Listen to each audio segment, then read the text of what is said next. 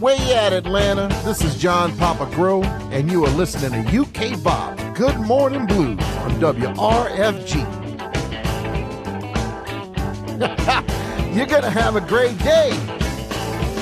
Yeah, you're right. A track from Kendra Morris there off the album Nine Lives, relevant to the tour coming to town Saturday, October the 8th at the Buckhead Theatre. And this live, as I said, I think I called it a retro shuffle. There's just something about the whole piece, not just your vocal, but the sound. It's very joyful. What prompted that? Excuse me, sorry, could you? What prompted what prompted the this song? live? Yeah. It was funny. I was actually in Tampa at the time with my now husband, and we stayed up all night playing blackjack. And there's like one casino in Tampa. But yeah, we drove over there and we just played all night, and we won a couple $100. But it was mostly about like taking a chance on, like, we had just started dating at the time, and it was kind of it's just about taking a chance on somebody or taking a chance on life, because really, like, that's what life is it's really a gamble. Like, it's what are the chances you're going to take, and where are those chances going to take you? You don't know. But for me, like, that's what I've loved about life, is always taking, like, if someone says no, like, you can't do that, it makes me want to do it more, you know, because, well, why not? Like, yeah. Well, where's the wall on this? Because I want to know where, you know, I used to read those Choose Your Own Adventure books as a kid, and, like, the song is about that too. Like, what's your adventure? Which door are you going to take? And then whatever you get out of that, how are you flipping it? What are you going to make of it? You know, like, if you hit a wall, like, find a window or find a door or make it part of your story. But for me, it's always been like trying to just for me, it's realizing I have not died before, so I really don't know what's going to happen next. But what can I do with it right here, right now, and every potential second? Even like the really, really bad days and the really, really stressful days. Like, how do you maneuver through them? And how do you just, you know, just own it? Own whatever's tossed your way and in your gambling bit. So well, that's what that song is. This explains why I instantly connected and why I really felt that I wanted to be that song that intercepts our conversation. Is because that's me. I make the most of every day. I don't know what it's going to be, but I'll jump in and do whatever. It may not even be a whole lot, but whatever it is, it's going to be fun. I'm going to love it, and I'm going to hope that my wife loves it as much, and our kids and everything else that we do, because I don't know about tomorrow. I mean, look how quickly things change in the world, and I also can't fix some of the crap that's already happened. So let's just get on and do what can be done and say, why not? So that certainly explains. You know that you've upset all the OCD people. Yeah. Do you know how? Because you've put out an album called 9 Lives with 10 originals on it. Why not 9? You know, that's a good, I guess, because there's probably more lives than 9, and I had more songs than 9. Yeah, but there are people it's going to be like, God, what was the movie? The guy, talking about blackjack, they put him in a casino, and he was, can't think of it. That's a shame, because that would have made sense. But yeah, he would have wrestled with that forever. Wait a minute, it's called 9 Lives, but there's 10 tracks. What's going on? Yeah. Oh, man. Yeah. You know, it's funny, though. You're the first person that has mentioned that. And actually, speaking of mentioning things, I have to tell you something really funny, because I think you'll appreciate this. Okay. My good friend, I bought a bunch of vintage pins off her that I've been selling on the road for the tour.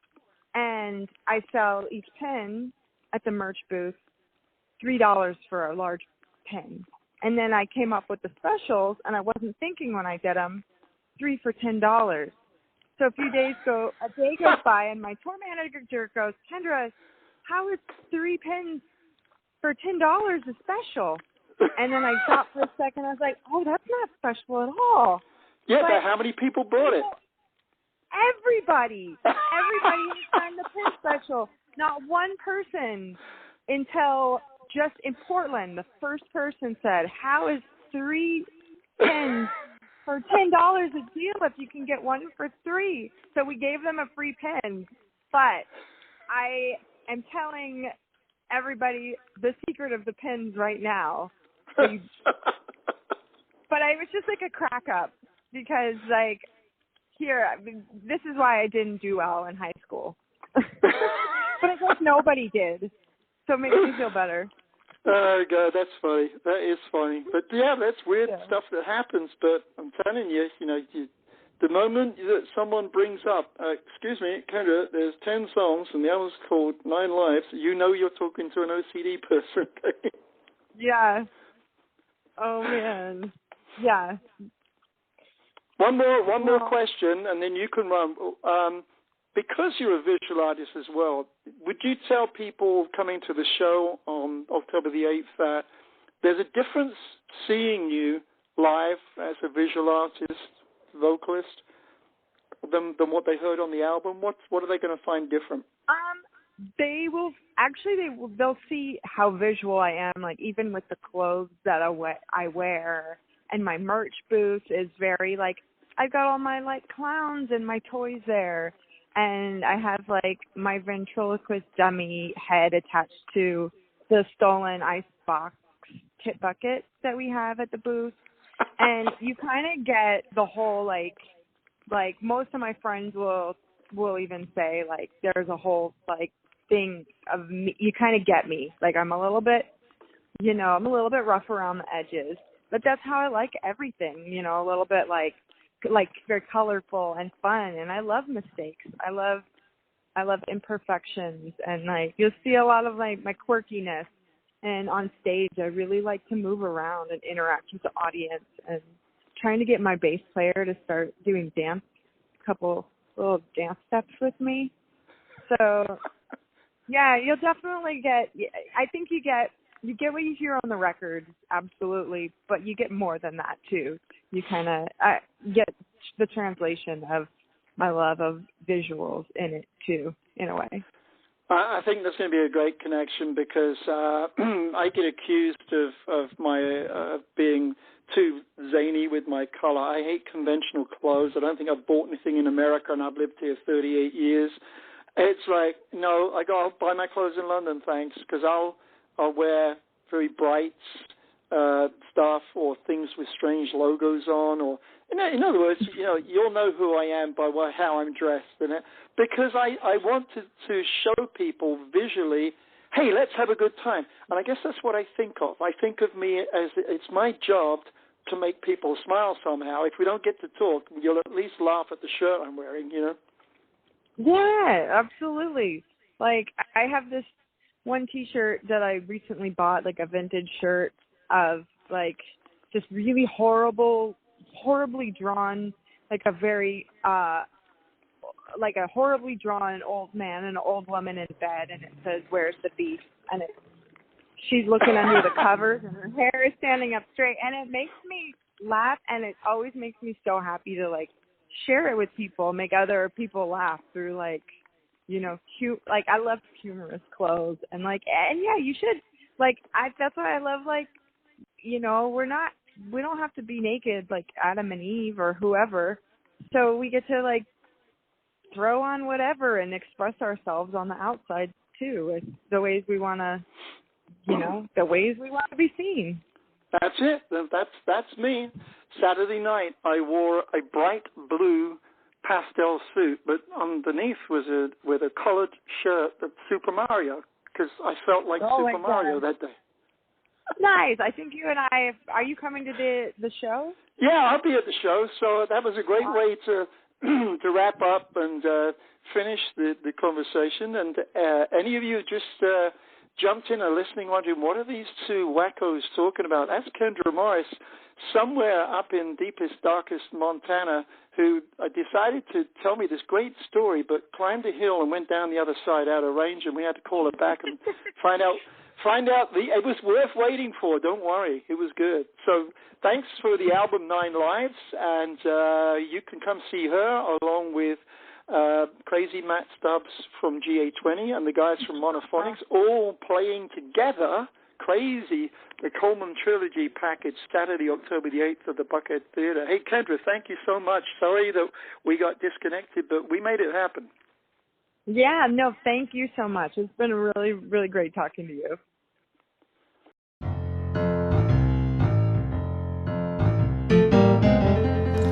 This is John Cleary from New Orleans, Louisiana, and you're listening to UK Bob,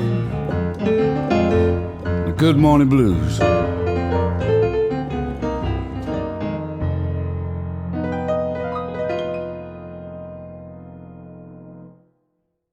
And now a message from our Public Affairs Bulletin Board. Food for Life is an emergency COVID relief program to deliver groceries to the door of anyone in the Atlanta area who needs them. Volunteers are properly vetted to ensure safety. The project is a mutual aid effort organized and run entirely by regular people volunteering their time, and there is a serious need for more volunteers. Help includes everyday packing of grocery boxes and delivering them. There are also many volunteer opportunities that can be done entirely from home, including answering phone calls and coordinating volunteers to drive. Anyone can sign up to receive groceries or to volunteer at atlsurvival.org/. And now we join Kelly Finnigan, the multi-instrumentalist, the producer, the nucleus of the Frisco-based band Monophonics, somewhere in big country where he wears a silk dressing gown while his driver wears a cravat. This is the third part of our Colemine Trilogy package this morning. We get to chat with Mr. Kelly Finnigan, also somewhere in a moving vehicle in big country, but he has a chauffeur with a posh cap on. Yes, he's a very well-dressed gentleman by the name of Jared. He's got a mustache that people talk about around town whenever he's around. So with a name like Jared, now I see a cravat. Yeah, I like that. It can be whatever vehicle you want. Anyway, great to have a chat with you. Sage Motel is absolutely in many towns and avenues around America and some in some dodgy parts of Europe too. So very interesting title for the new album, which we're enjoying.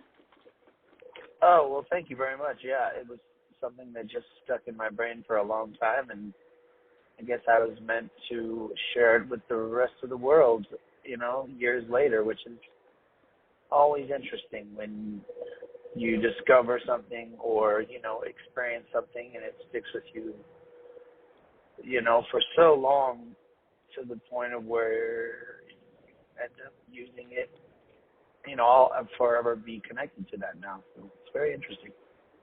No, it does, and things like that happen. And before I jump too far in, I do want to make a quick nod and tell you I'm sorry I am about your father you lost a year ago.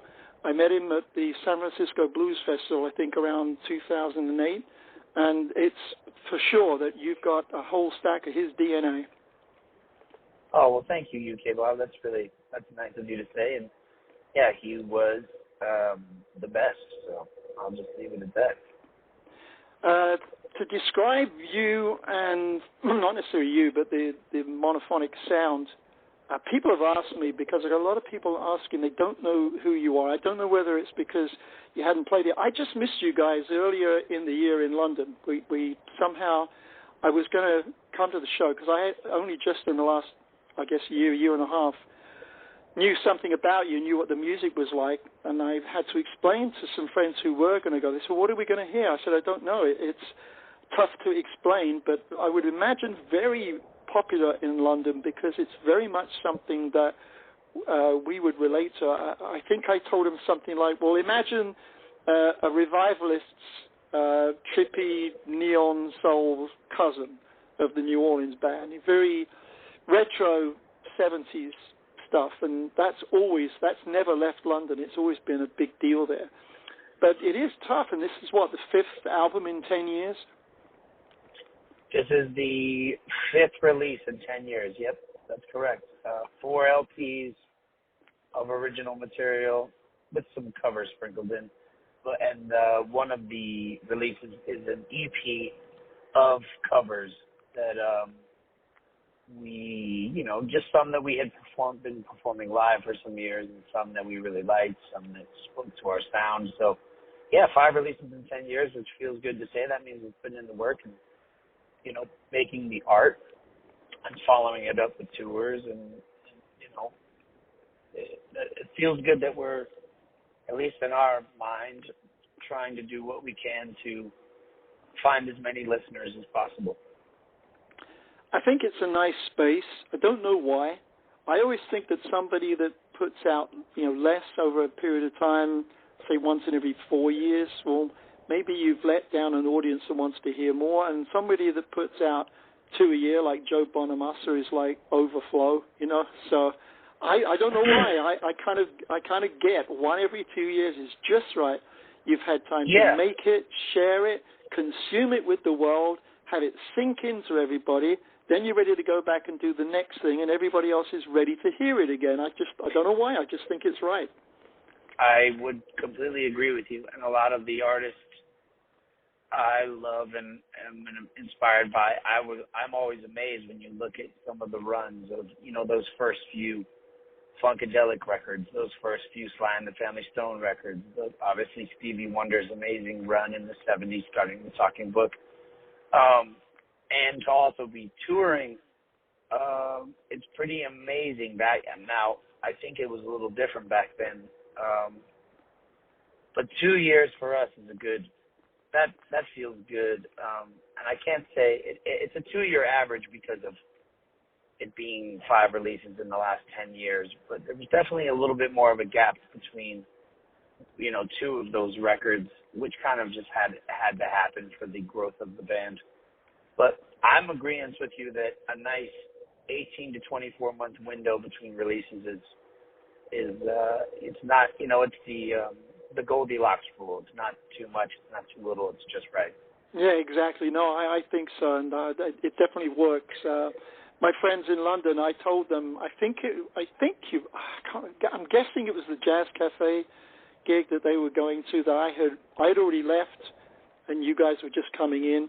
And I said, it's very much to us an English sound. We have held that vibe, cherished it for probably 40 years, ever since like Massive Attack from the Bristol area, early 80s, to deep soul, very British, strings and horns embedded in there. But this album comes out a little different. It comes out with the same sound. The content is pretty serious, some of those songs, and yet in an offbeat manner. Am I the only one feeling that, or was it meant to be that way? No, it is. Given it's a concept record, and we did not go into this process saying, let's make a concept record. It just naturally happened, which is how you want anything you do to happen, especially when it comes to art and music and self-expression. You never, at least for me, we don't sit around and go, what's the best thing that will sell the most records, or what will people like the most? What is kitschy or cute?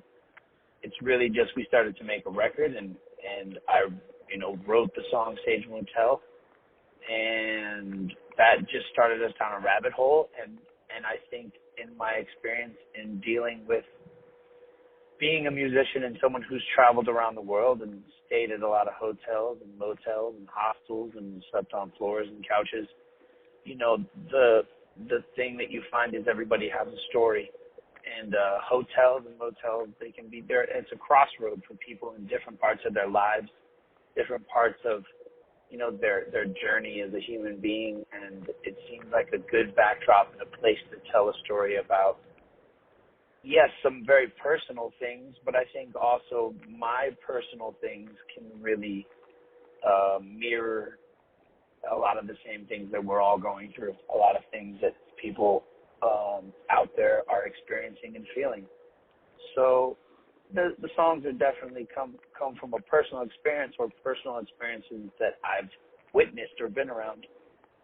But I also, I really want to make sure that I know it's not going to reach everyone and speak to everyone, but I want people to at least feel the honesty in the music and in the lyrics and in the overall sound of the band, because it truly is coming from a place of, we love what we do. We're honored that we get to do this and make records and share it with people all over the world, and people react and they come to shows and they tell their friends. It's really a beautiful thing. So in terms of the content and the song, it's serious, but it's supposed to be in a way of, it's a concept record, so it's also got this theme and this certain thread that runs through, the whole, from the first needle drop to the end of the second side. It's a story. So now we know that you're not 25 anymore, because we're talking vinyl terms. We're going to flip over. These are... Oh, of course. Yeah, I grew up with vinyl. I was a vinyl DJ in middle school before anything. That was my big intro to the bug of, I grew up, as you said, around music, and my father was an amazing musician, but vinyl was what I fell in love before any instrument or anything like that. Well, these are stories that, to me, folks can relate to in two different dimensions, which is what caught me, the lyrics and then the mood of the song. I think they complement each other, and I think if people aren't necessarily listening to the lyrics at the time, they will feel that mood, and then they'll go back and check out what the subject is, or vice versa. It's like a two-pronged attack. But enough of that. We need to play another song. Before you came on, I played the title track, Sage Motel, and now we're going to play Crash and Burn. You can tell me about that in a minute. Wonderful. You had to know, it can't be clearer. You must have seen the truth staring back at you in the mirror. Ooh, you had to know, when silence is the only sound, and nobody wins when a race runs you down. Oh, everybody wants somebody for their very own, but the devil always wins one door sitting on the wings of his great throne. All I know is I live my life through the pressures of everyone's eyes.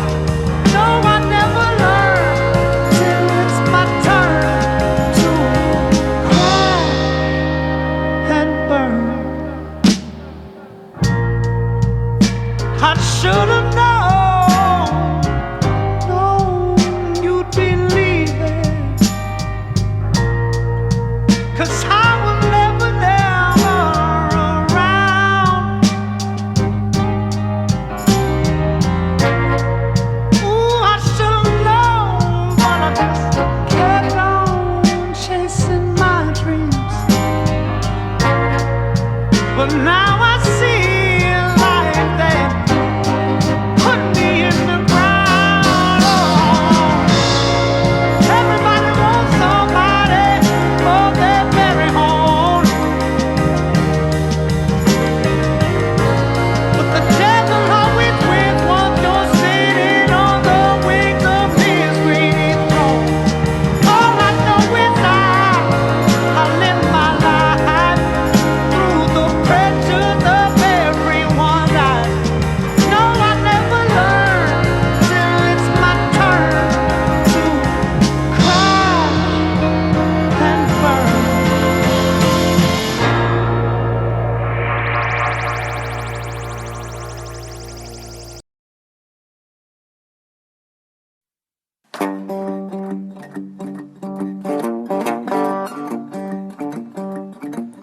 came on without warning. He's on the radio in the morning. He got a hell of a life, a beautiful wife. You know I'm talking about UK Bob, WRFG Atlanta. Good morning, blues. Play them blues, Bob. Those of you just jumping in, you just heard another track from the Monophonics, a track called Crash and Burn off the album Sage Motel. We're talking to Kelly Finnigan, who's lying in a four-poster bed that's cruising America. But at least he's moving, and he's propped up enough to have a conversation with us. So we think that's terrific. But we're talking about a very retro-style album, but still feels today. It's timeless to a degree, but psychedelic soul is a term that's been bandied around. I just think there's more to it. I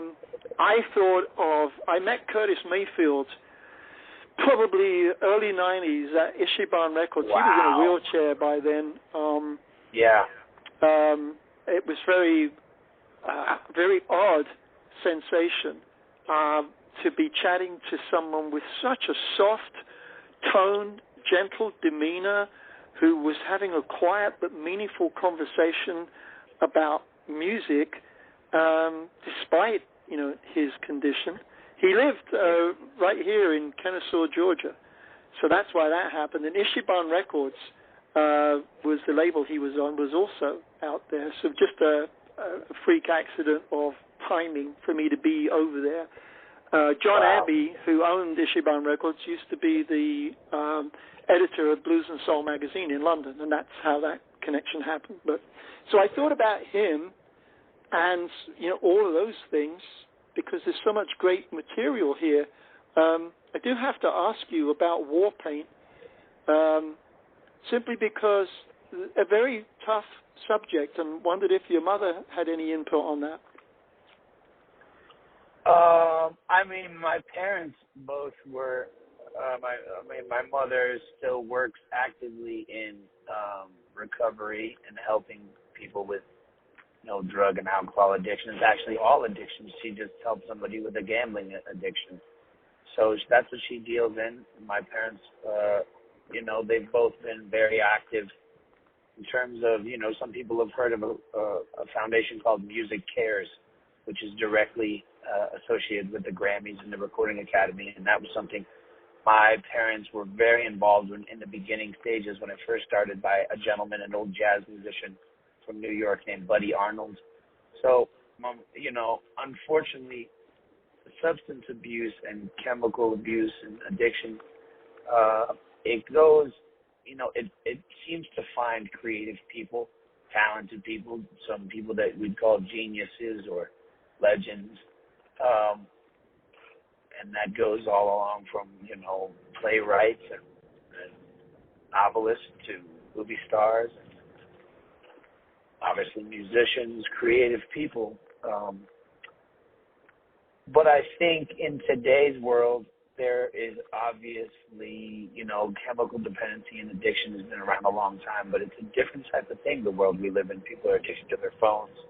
They're addicted to social media. They're addicted to porn. They're addicted to, I think just given the culture and the way our world operates now, and media and everything, it's a lot easier to have not just one vice, but multiple, and really have this kind of toxic way of going through your life by relying on all these things to feel good or to feel at all. So War Paint is basically just about, using all these things to cope and get through and really just make you feel good enough to get up and do it again the next day, and all the BS that comes with, I guess what's normal nowadays. It's such a, as you said, I'm not 25, so I've seen all this technology go from having a small role in everyone's lives to a really big role And so the song is basically just about, yes, it really talks about drug addiction and that whole substance abuse matter, but it can really be any addiction. You know, you need these things to cope. You put your war paint on. You have your coffee in the morning. You have your joint after work, and you have your drinks with your friends, your glass of wine, your nightcap, whatever it is you need, your social media. It helps you just, you know, that's the war paint you're applying to face the battle that is life, you know, because obviously, as we know, there's a lot of beautiful things in this life and in this world, but there's also a lot of pain and sorrow.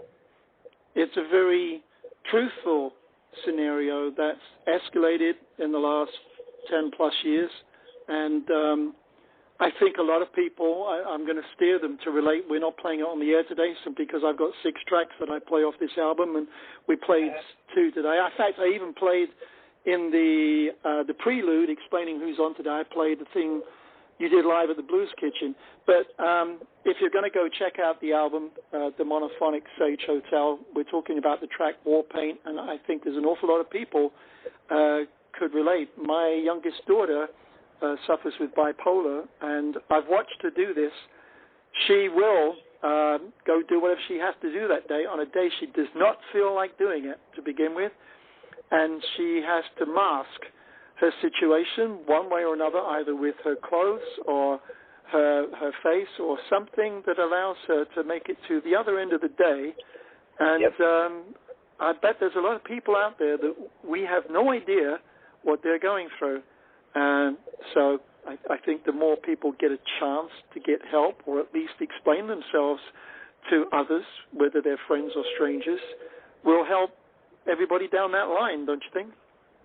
I completely agree. I think just like in most things in life, communication and not hiding your pain, you know, in most cases you're going to find someone, like you said, if it's a friend or a stranger, you're going to eventually find someone who will really listen and stop and want to help you and give you the time so you can talk about your struggle and all the things that you feel like are beating you down, and it starts with you just being vulnerable enough to open up and talk to someone.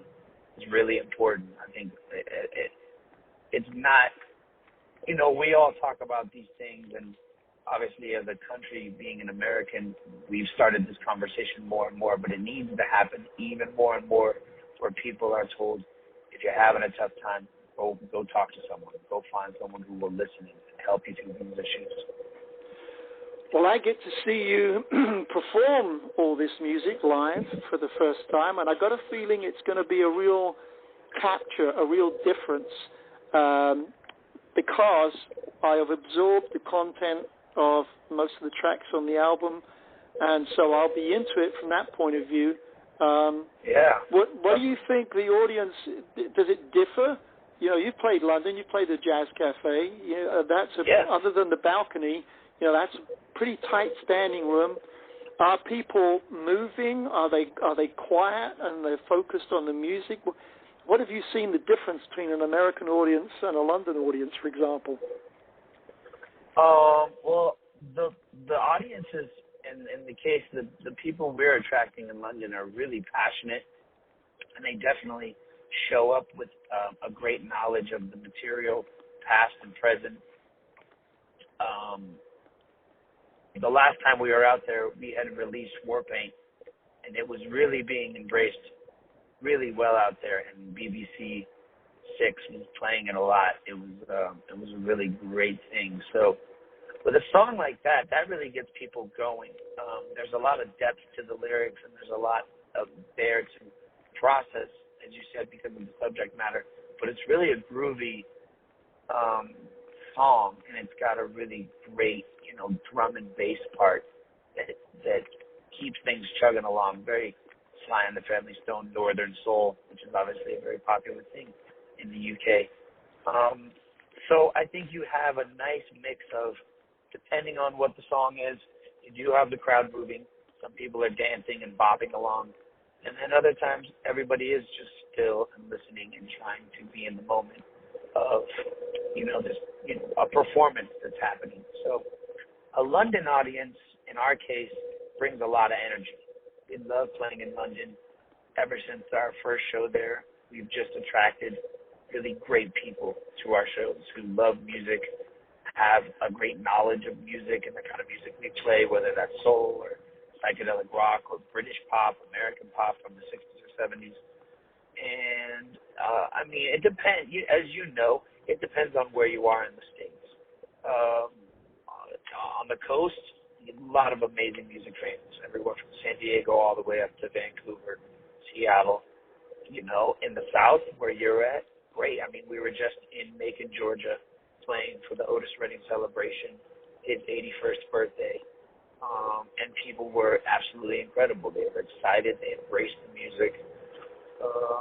Obviously, they could hear in our music how much we're influenced by a label like Stax and Southern soul music and music from Memphis, and of course, anything that came out of that part of the world.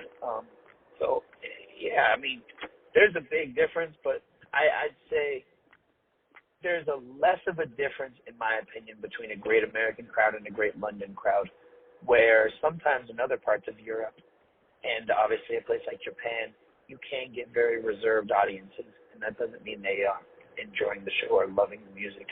They just, you know, they tune into the show in a different way. They experience the music differently. I think they internalize more. In other words, their inner body is bubbling and their brain is raging, but it's not so visible on the outside, you know. Agreed. I think that's a wonderful way you just put it.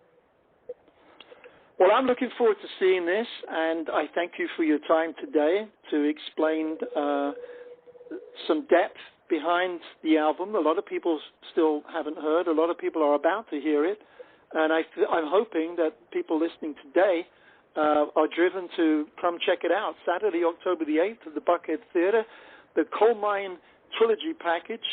We were just talking there to Kelly Finnigan of The Monophonics. You've already heard from Kendra Morris and Matt Stubbs from GA-20. That's a big show, I think, if you're into the three different types, three different acts, and yet they're threaded together nicely. Super entertainment. So thanks again for joining us, and look forward to seeing the real thing. Of course, UK Bob, it's a pleasure to talk to you, and I look forward to meeting you in the flesh and seeing all the beautiful people of Atlanta at the Buckhead Theatre. And I just thank you for, you know, the good conversation, playing the music, supporting Monophonics, Kendra, GA-20, Colemine.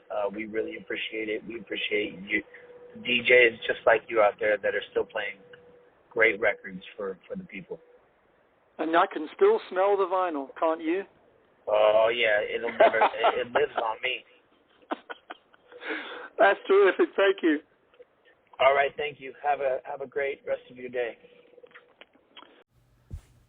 Well, that wraps up the special this week on Colemine Records. Highly recommended material because they brand things in a way that I know I'm going to like it. Kind of like acid jazz label in the mid-'80s for me.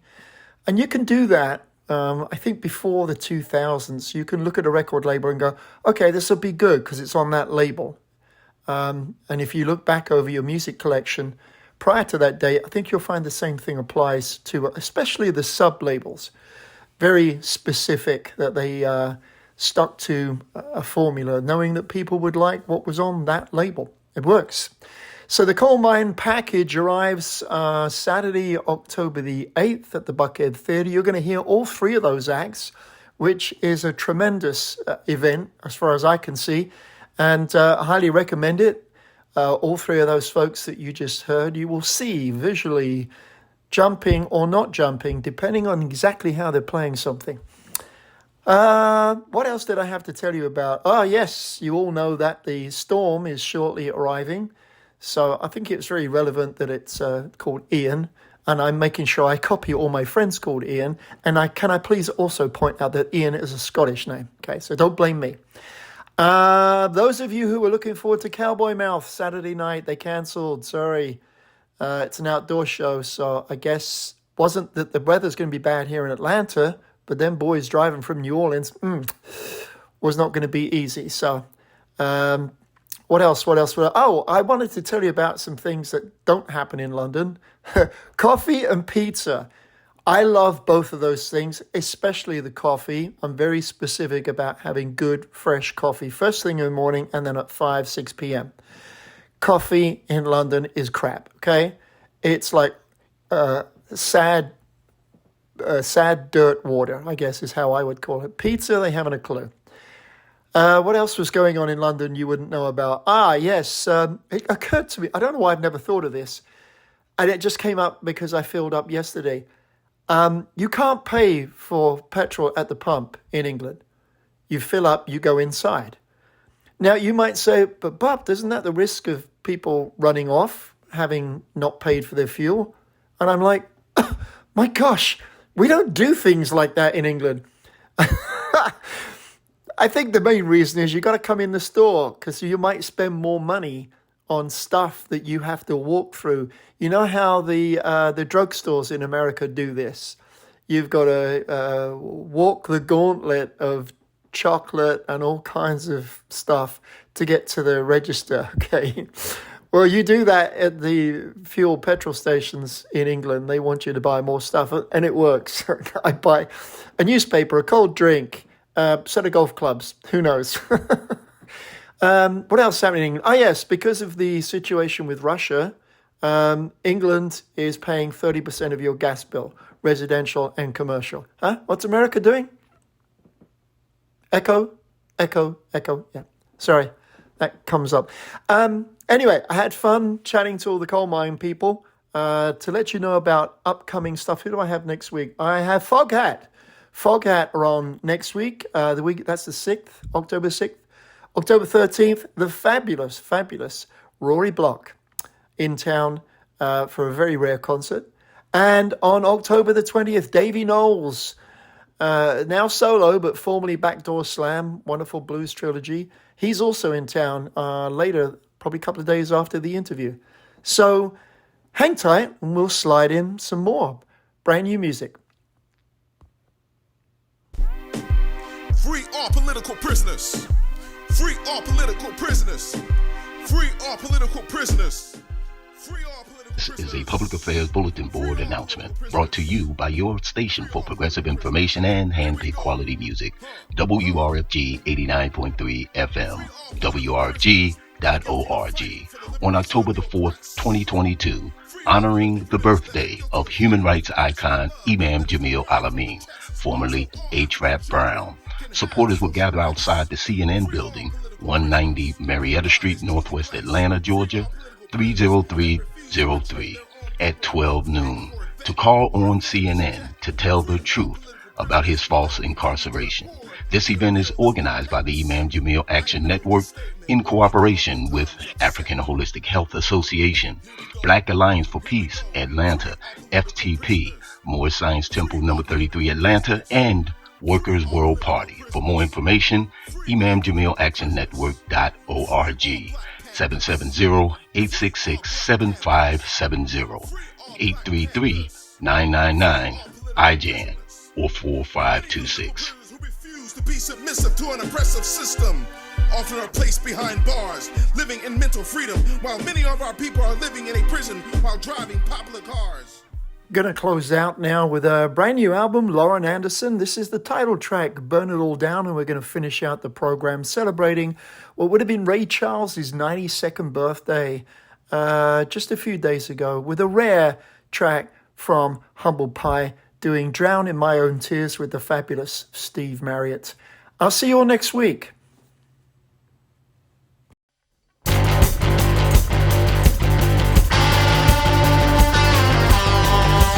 After the sun goes down, on the road outside of town. Been working this spot since I was old enough to sin. Every night it's all pickup trucks, cigarette stands and tipping cups. My eyes go dead as I try and bear a grin. I'm over it before my shift begins. Still feeling a bottle of whiskey. The bartender says I'm acting shifty, and with the wind she pours another rain.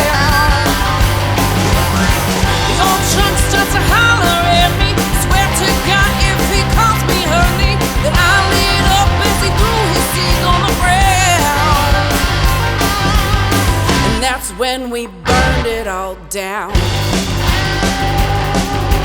Nobody's gonna miss this place. That's what I said when I pulled out the mace and sprayed old hands, each showing its one good eye. Stiffs round here are always getting away. About time somebody makes them pay. Lord knows my boss, he ain't that guy. And when I flipped that match, I felt I could fly. Still beer in a bottle of whiskey. The bartender says I'm acting shifty, but with the wind she pulls another round. The old drunk starts to holler at me. I swear to God, if he calls me honey, that I'll lay it up as he threw his cig on the ground. And that's when we burned it all down.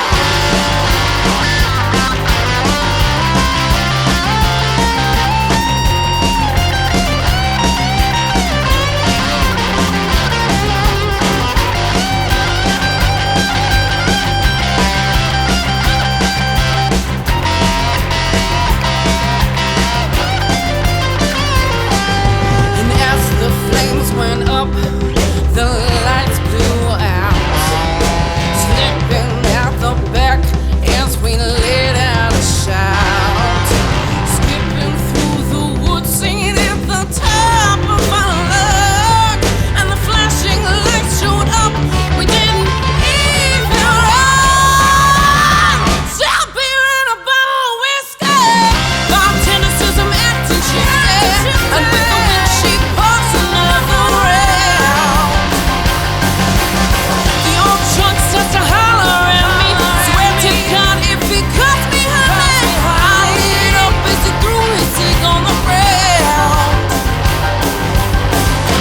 When we burned it all down. It brings a tear. Oh, I know. To my eyes.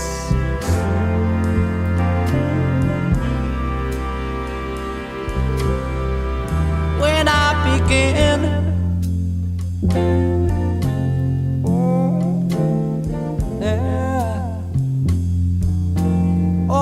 to realize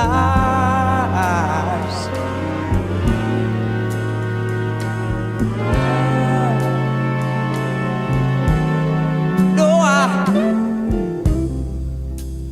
cried so much. Oh, I want to tell you, since you've been gone, since you've been gone, feels like I'm drowning.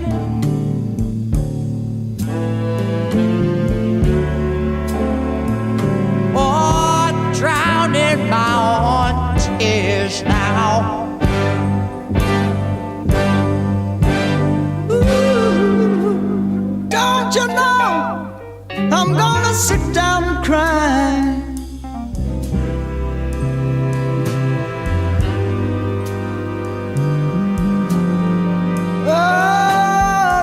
Like a child, like a child. Don't you know my fallen tears? Yeah, yeah, they're running me wild.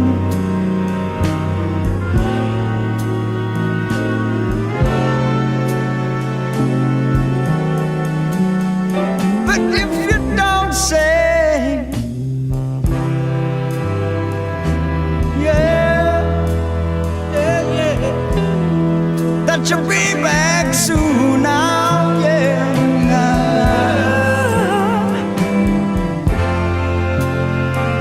Oh, it's alright, 'cause I believe.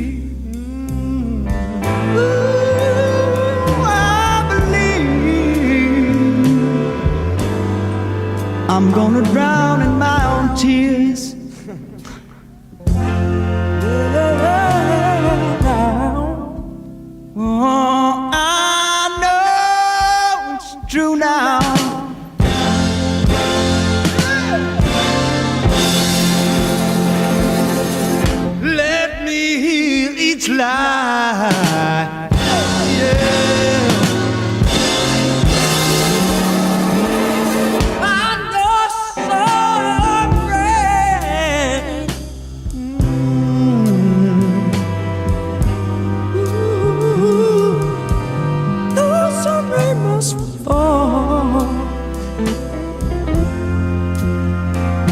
Judy Garland in here.